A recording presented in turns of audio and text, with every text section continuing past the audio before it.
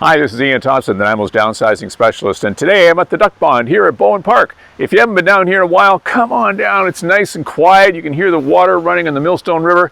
It's a great place to be. Hey, we had a great guest speaker at our sales meeting this week, Guy Litton from RE/MAX Property Management, and he gave us some ideas and tips and things we should remember, both as realtors, of course, and for our clients, and I wanted to share those with you today. The first one is that the rental increase allowed for 2021 is 1.4%. That's the maximum increase that's allowed. The provincial government sets that every year. Now, you have to give the tenant 3 months notice for that 1.4% increase. Now, some people say, well, 1.4, why bother? But the deal is, if you don't do it, then that means next year you're farther behind, and next year you're farther behind, so you have to do it every year. It's important to keep that in mind.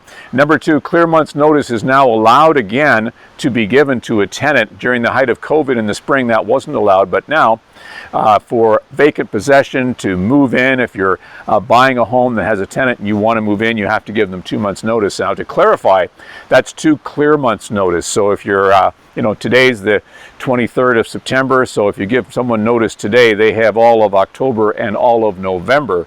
So it's going to be December 1st by the time you get possession on that house.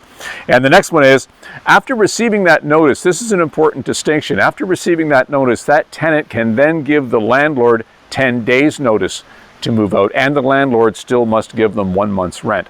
A lot of people get confused on that, so you don't want to get caught on that. And the last one is, the landlord can give the tenant 4 months notice if they want to do a renovation.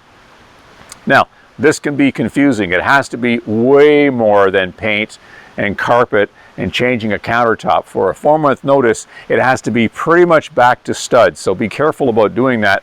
And if you're in a building that has more than 5 units, you have to give that existing tenant the right to move back in when those renovations are completed.